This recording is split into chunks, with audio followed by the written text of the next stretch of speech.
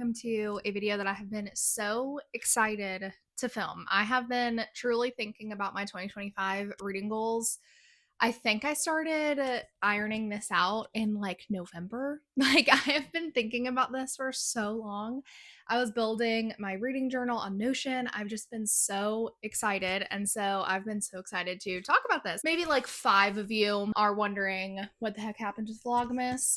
Because originally this was a video that I wanted to do for Vlogmas. Essentially, my husband got the virus. I don't know if I'm allowed to say that word on here. I don't know if YouTube's gonna block my video if I say it, so I'm not going to. We were like going to urgent cares and the pharmacy and just like nurturing him back to health. So Vlogmas kind of went out the window. But all that to say, we're here now. We're ready. I'm so excited to talk about this. Or this video is going to be in like 2 kind of separate parts because the main things that I want to talk about are my 25 books I want to read in 2025 and all of the fantasy series that I want to read, as well as like my reading goals. So we'll start out talking about like my overview of my reading goals, and then we'll kind of go into the other stuff. Okay. Okay. Also, I have all of this information on a Notion because I'm doing a digital reading journal this year. On my Notion. I'm not doing a physical one. That's just another hobby I'm not going to keep up with. I know myself. I am going to be reading it off to you because this is still low budget production, people. Okay. I don't got Final Cut Pro. I can't put myself in a little circle on this corner of the screen while I scroll through these things for you. Sorry about it. That's just where we're at right now. Maybe one day, maybe 2026. If you see me looking down, I don't know if you can see the laptop in the frame, but if you see me looking down, that's why. Reading goals. My Goodreads and Fable reading goal for this year is 72 books. And the reason for that, last year I mentally had some stuff going on. I've lightly touched on it in videos. That's as deep as I'm willing to go. But I mentally was going through some stuff. And during those months, I only read 6 books a month. I even like kind of joked about it during Vlogmas. But here's the thing, 6 books a month, like I know people in my life who are like, 6 books a month is like fantastic. What are you talking about? I know. Like, I know. But this coming from someone who reads an average of 10 books a month is like, so it just made me feel even less like myself, if that makes any sense. I did break the curse though in December. I think I read 10 or maybe 11. So I just think about it way too deep. It's a reading goal, sister. It's not that serious. But I was just thinking about it and I was like, listen, if I only read 6 books a month, those are my worst reading months last year, that should be the reading goal. So that way, if anything happens, if, whatever, XYZ, I get stressed, I go on vacation, whatever. All that to say, I'm rambling about something that doesn't even matter. 6 books a month is 72 books in a year. So that is why my reading goal is 72 books instead of something like 100 or whatever, because I feel like that's still something that I need to work to, like that I can still feel like it's a little bit of a challenge without feeling too much pressure. Like I feel like I can genuinely easily accomplish that. Knock on wood. So, yeah. All of that to say, oh, good Lord.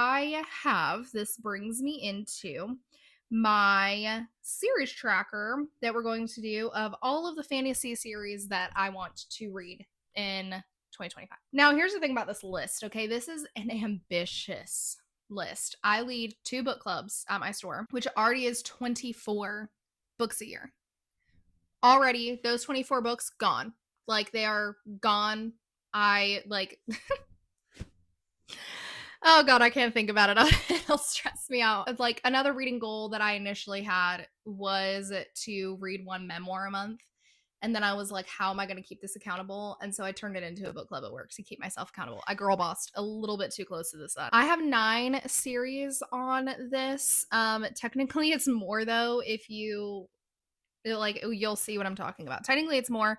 7 of these 9 are written by women. I also really want to lean into the part of myself that is really into fantasy, specifically like not romantasy, like high fantasy, grimdark fantasy. I really want to lean into those interests of mine really heavily this year. Let's start at the beginning with the ones that are not huge series.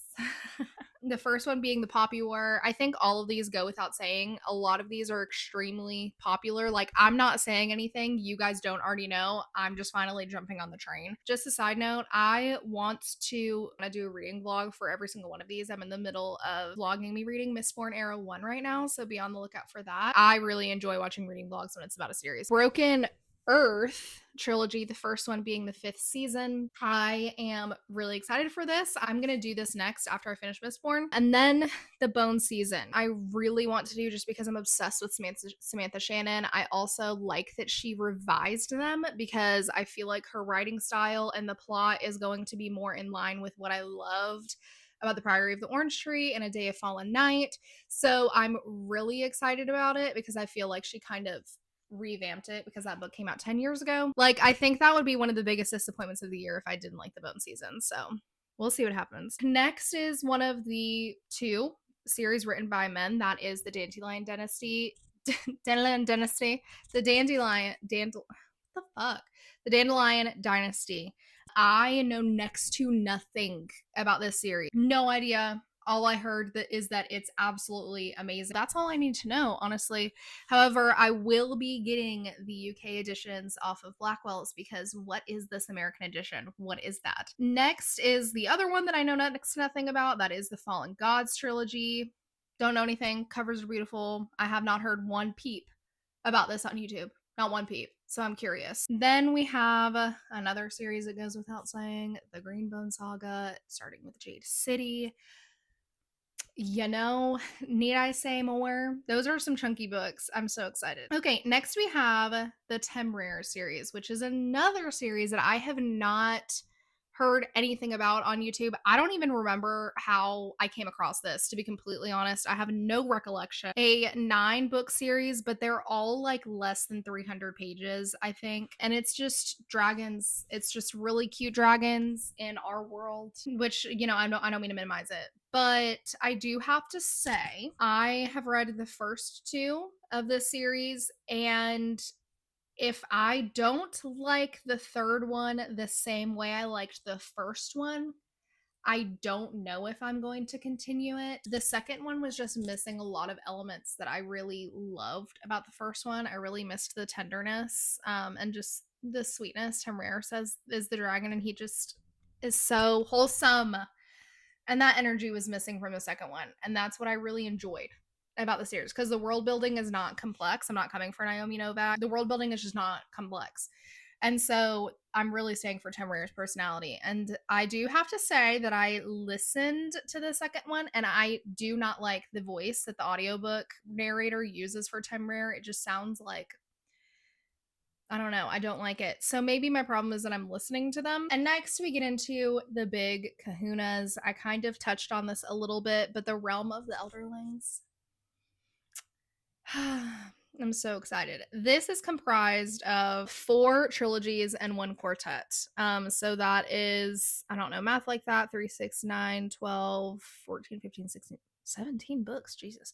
But the thing that I like about this and the next one that we're going to talk about is that it's comprised of trilogies, so you can read one, stop, read other things, read one, stop, read other things. The Realm of the Elderling seems more attainable to me right now than, say, the Eye of the World or the Wheel of Time, is because Wheel of Time is like 16 books straight through. I am going to start it with the Farseer trilogy. I have seen multiple people say that you can start it with either the Farseer trilogy or Live Ship Traders. I'm going to start it with Farseer and see how I feel about it. If I don't vibe with it, I can move on to Live Ship and then go back to Farseer, but I think that that's the plan that I'm going to be doing right now. And then we have the Cosmere.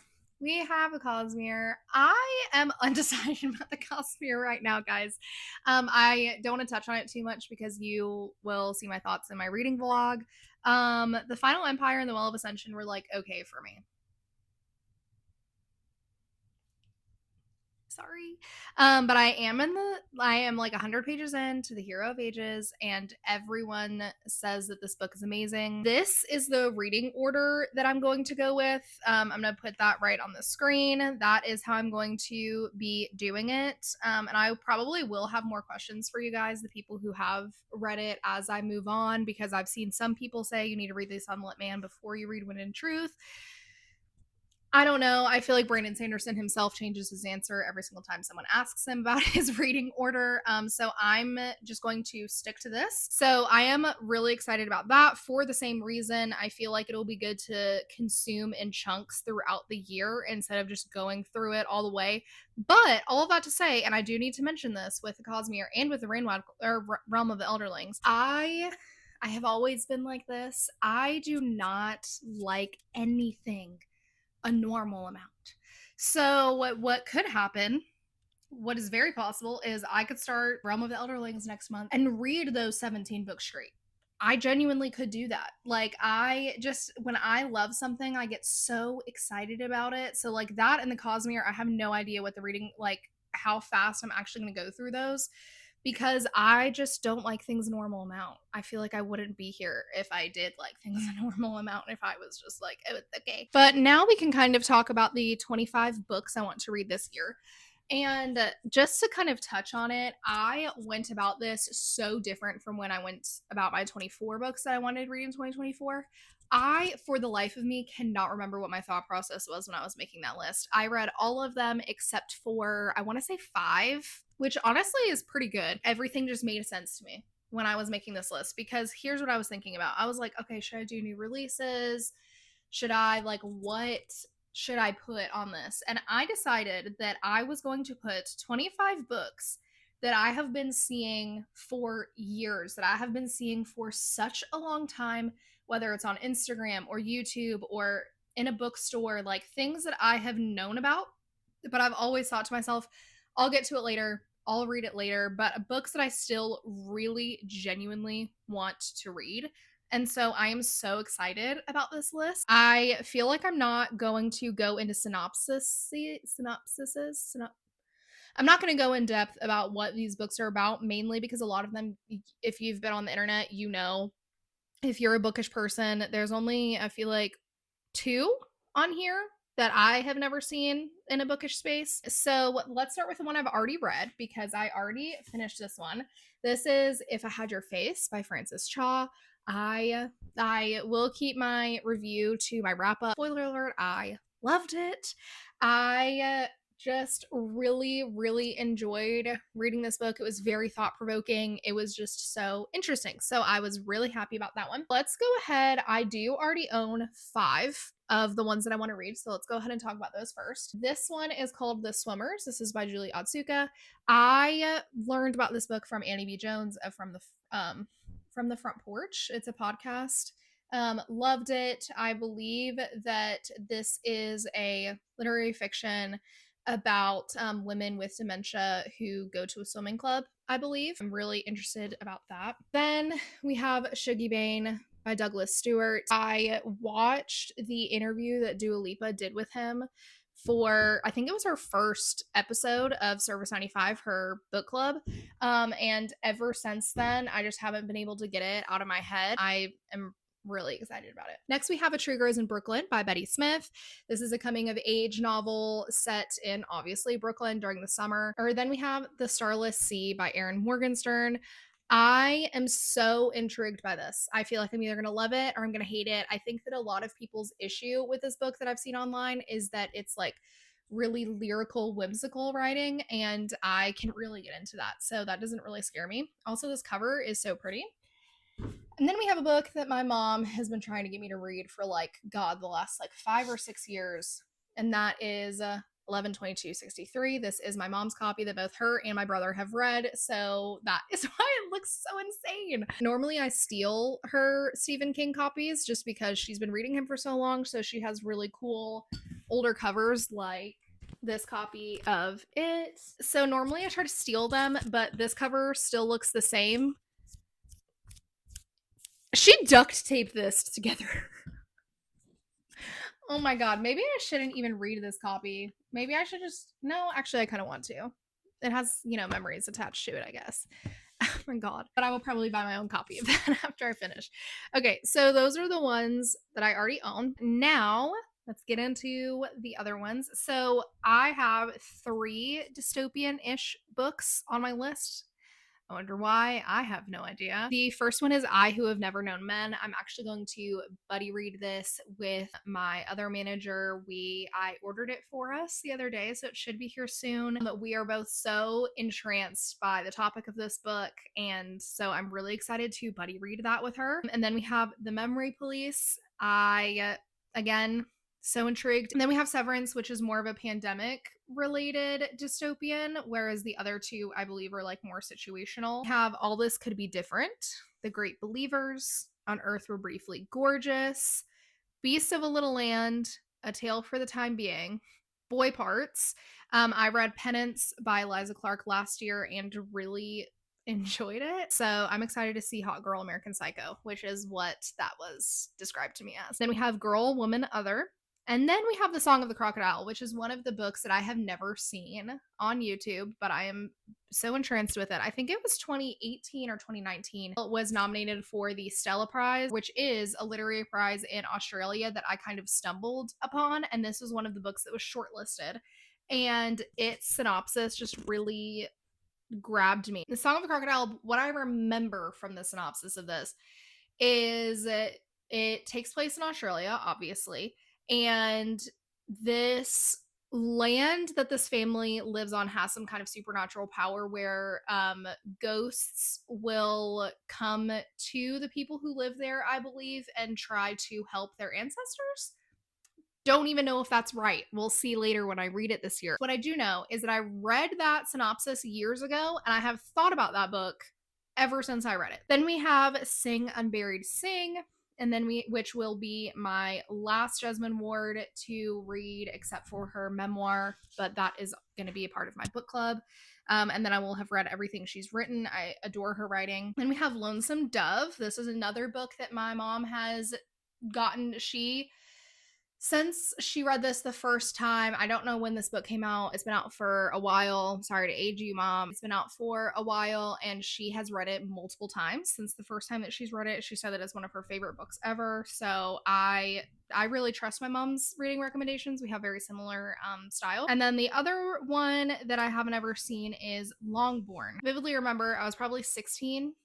I was probably 16 years old, and I was watching Pride and Prejudice with the 2005 version for the first time, and I was so locked in. That movie altered my brain chemistry. Probably seen that movie a trillion times since then. And as I was watching it, one of my friends turned to me and she said,